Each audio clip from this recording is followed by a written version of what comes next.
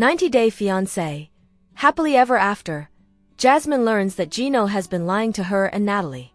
The newest episode of 90-Day Fiancé, Happily Ever After, was basically a soap opera wrapped in fireworks. Season 8, Episode 7, August 17, 2025, picked up after Dana's wild birthday bash, where the drama meter was already broken. This time, the spotlight landed on Gino, who somehow managed to dig himself into a hole big enough for 2 marriages. Michelle, the truth bomb-dropping family member, spilled that Gino had been telling Natalie one thing maybe me and Jasmine could still work. While telling Jasmine the exact opposite, "We're totally done." Jasmine, of course, did not find this two-story romance charming. The fists from last week cooled off, but trust issues exploded instead, with everyone finally realizing Gino's real superpower, giving different answers depending on who's asking. How was Gino's deception exposed on 90-Day Fiancé, Happily Ever After? Inside Dana's birthday party, Michelle confronted Jasmine about Gino's conflicting statements as seen on 90-Day Fiancé, Happily Ever After? She revealed that Gino had suggested to Natalie that reconciliation with Jasmine remained a possibility. He said something about, "Well, maybe like we were kind of hoping to get back together." Michelle explained. She continued by describing Natalie's confusion when this contradicted what Gino had previously told her on 90-Day Fiancé, Happily Ever After. Natalie had apparently been told their marriage was definitely over. The contradiction left her questioning Gino's honesty during their private conversations. Michelle confirmed that Natalie confronted Gino about the discrepancy in front of other party guests. This public revelation added another layer of embarrassment to an already tense situation. Jasmine's reaction to learning about Gino's double-dealing was immediate and intense. "Wow, what a piece of sh*t, lying to everyone," she declared upon hearing Michelle's account. The discovery forced Jasmine to reconsider her initial reaction to Natalie's presence at the party. She had assumed Natalie knew the full truth about their relationship status. "I feel bad for overreacting because I really thought that this woman came knowing the truth," Jasmine explained in her confessional. "He will lie. He will manipulate. He will gaslight," she stated, recognizing a pattern of deceptive behavior. Dana and Michelle shared their perspectives on Gino's behavior during their own confessional segment. Michelle described the difficulty of being caught in the middle of the ongoing drama. She emphasized that Gino created the situation through his treatment of both women. The family members appeared to be losing patience with his actions. "At this point, Gino has made his bed. And I think he needs to lay down and go for a nappy," Dana said. She added that she wouldn't be helping him out of the mess this time. Their comments suggest growing frustration within Gino's family circle about his handling of relationships and personal responsibilities. Matt, who has been housing Jasmine, offered his perspective on Gino's treatment of his wife. Having lived with Jasmine for months, he witnessed firsthand how Gino's actions affected her. "I'm getting fed up," Matt admitted in his confessional. He criticized Gino's decision to abandon Jasmine regardless of any alleged infidelity on her part. Matt questioned the morality of Gino's approach to marriage. "I just don't think it's right that you're married to her. You filed all the paperwork, you brought her over here, and then you just dumped her," he stated. He concluded by calling Gino a selfish person, highlighting the broader pattern of self-centered behavior that has characterized the troubled relationship. He concluded by calling Gino a selfish person, highlighting the broader pattern of self-centered behavior that has characterized the troubled relationship. Gino's self-isolating tendencies displayed while revelations about his dishonesty emerged inside the party. Gino remained outside with limited support. Anthony tried encouraging him to rejoin the celebration, but Gino refused. "I'm not going to have fun with Jasmine and Matt in there," he told Anthony. He expressed no desire to be around either Jasmine or Matt, preferring to leave the gathering entirely, as seen on 90-Day Fiancé, Happily Ever After. His isolation reflected the consequences of his contradictory statements catching up with him. Even family members appeared less willing to support his position. This 90-Day Fiancé, Happily Ever After? Episode revealed how Gino's pattern of giving different stories to different people has complicated his relationships with both Jasmine and Natalie. His dishonesty has not only damaged trust with his wife but also created confusion for other women in his life. Family members and friends are increasingly critical of his behavior, suggesting his support network is shrinking. As the 90-Day Fiancé, Happily Ever After? Season continues. Gino faces the consequences of his deceptive communication style while Jasmine grapples with the realization that her husband's dishonesty extends beyond their marriage to affect other relationships as well. Why 90-Day Fiancé disaster couple Jasmine Pineda and Matt Branis may actually be the real deal as Jasmine Pineda and Matt Branis share more of their blossoming journey into parenthood together. I'm beginning to think the 90-Day Fiancé pair is a better match than I originally believed. Jasmine and Matt may not have made their relationship official, but I think they're on the way, considering they just had a beautiful baby girl and the Panamanian star is separated from Gino Palazzolo. The past year has been an emotional whirlwind of drama for Jasmine and Gino on the 90-Day Fiancé franchise. Jasmine finally made it to America and married Gino, only for them to appear on 90-Day Fiancé, Happily Ever After? With their newlywed marriage already in shambles, they then appeared on 90-Day, The Last Resort, where Jasmine asked Gino for an open marriage. And now here we are. Jasmine has had a baby with the man she welcomed into her open marriage. Gino is beyond upset and disgusted with his wife, and I'm surprised that it took the couple this long to completely dissolve. However, while Jasmine often refers to Matt as her support system, I'm beginning to think the chemistry is far deeper than that. 90-Day Fiancé star Matt Branis supported Jasmine Pineda's marriage. One quality that I particularly like about Matt and Jasmine's relationship is the support they offer one another. This support was especially evident during her marriage to Gino and how Matt treated her during that time. I can see why Jasmine gravitated toward him and why she was adamant about Matt being the man they opened their marriage to. Matt was very respectful from the beginning about Jasmine's marriage and dynamic. The support was showcased in 90-Day, The Last Resort, when she video chatted with Matt for advice. The moment I realized how much I liked Matt was when he surprised me by not suggesting that Jasmine get divorced or leave Gino. Instead, Matt pushed Jasmine to keep working on their relationship first. There are some suspicions that they may have blurred the lines, but according to both of them, they respected the sanctity of Jasmine and Gino's marriage. Matt Branis also provided emotional and financial support to Jasmine Pineda. Matt's support goes beyond Jasmine and Gino's marriage. I understand to outsiders their dynamic might seem unethical or weird, but Matt seems to genuinely care about his family, and I think that's the quality that matters the most. In a recent Instagram story, Jasmine addressed some rumors and her relationship with Matt and claimed he is just a support system given the circumstances and a good friend. According to Jasmine, she didn't have the mental energy for a full-blown relationship or the desire to trust another man. She clearly specified that Matt was a very good friend and her emotional support system, which is honestly one of the best ways to initially build a solid relationship.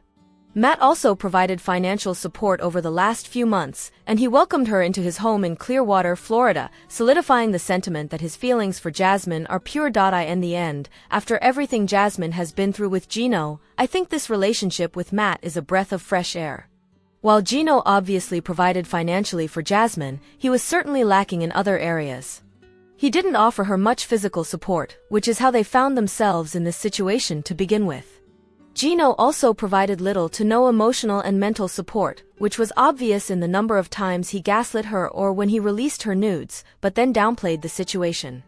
Overall, based on her past relationship, her connection with Matt seems to be starting on a healthy level playing ground, and the 90-Day Fiancé star might have finally found her match after all splits, pregnancies, and porn accusations. 90-Day, The Last Resort Season 2, Tell-All Part 1 Recap. Splits, pregnancies, and porn accusations. 90-Day, The Last Resort Season 2, Tell-All Part 1 Recap. Reality TV Brianna Sena's top stories. From shocking pregnancy reveals to explosive gay porn allegations, the drama is far from over for the 90-Day, The Last Resort Season 2 cast.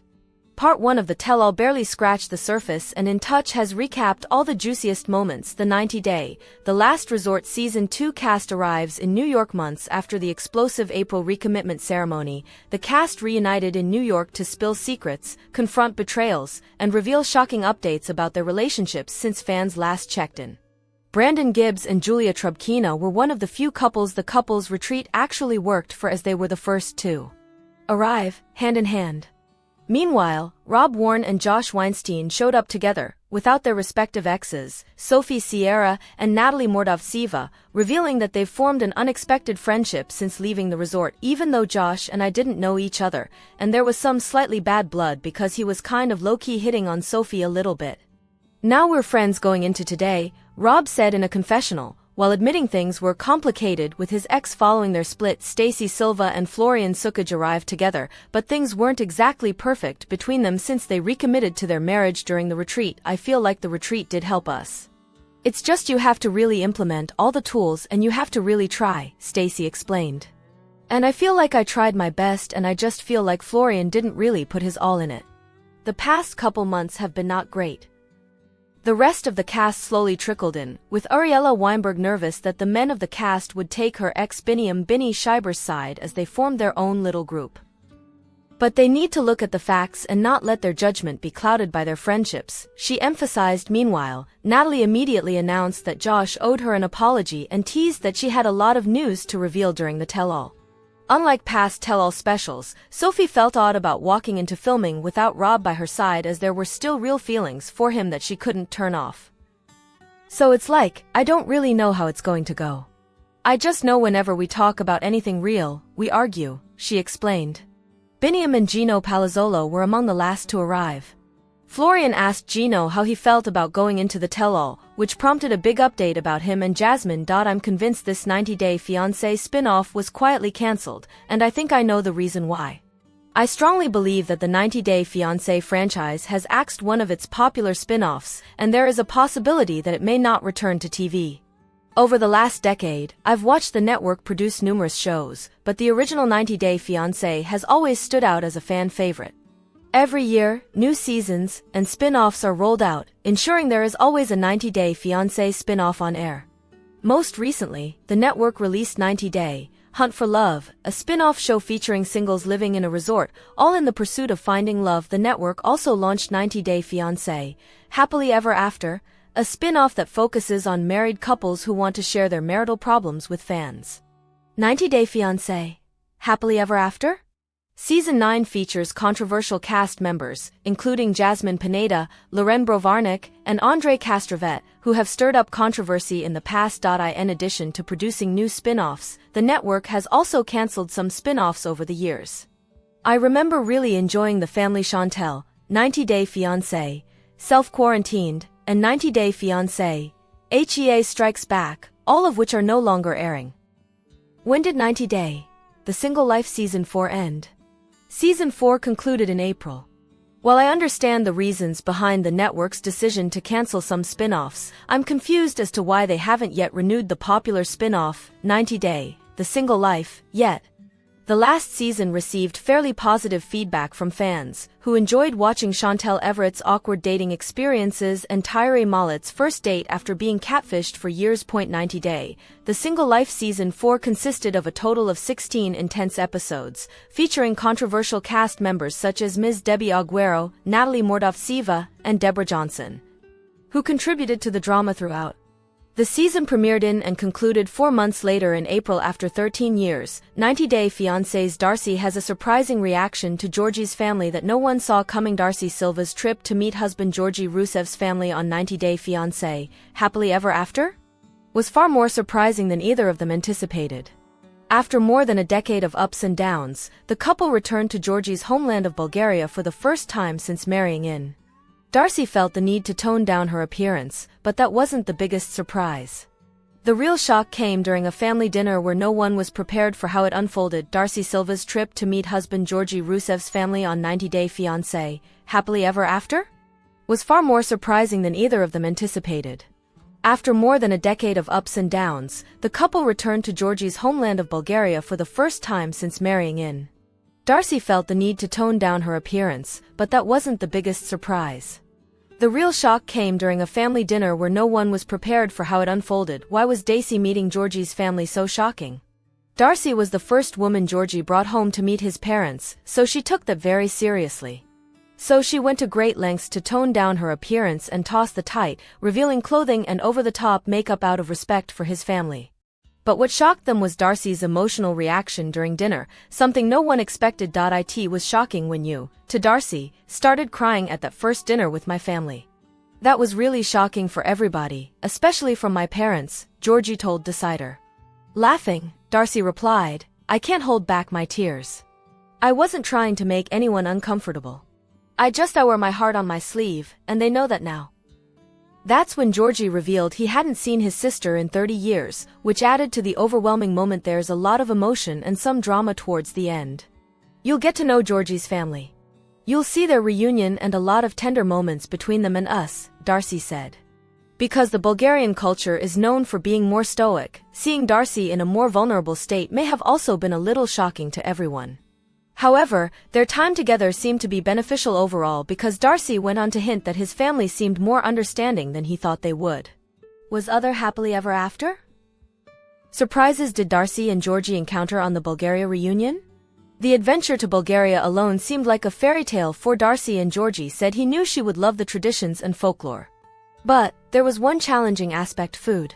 It was interesting to imagine how she's going to fit into this different culture. The food was especially a challenge because she's very specific about the foods. We're in Bulgaria at some restaurant and she ordered American or Italian food, Georgie shared. While Darcy missed pasta, Georgie recalled, "It was horrible. I said to her, we're in Bulgaria. We don't cook food like this. We cook traditional Bulgarian food." Darcy said, "I do love Bulgarian food. I think their traditions are amazing. My daughters are half Hungarian, so I'm familiar with that culture. I love going to Europe, and I felt at home in Bulgaria. Just some of the food was a little awkward to try. You need an acquired taste for a lot of things. Facing awkward and painful situations on camera, especially an emotional reunion, can be tough for some people. But Darcy and Georgie said they enjoyed sharing their story. I enjoy doing it. It's not hard for me to be raw, real, and authentic on camera. It's just who I am.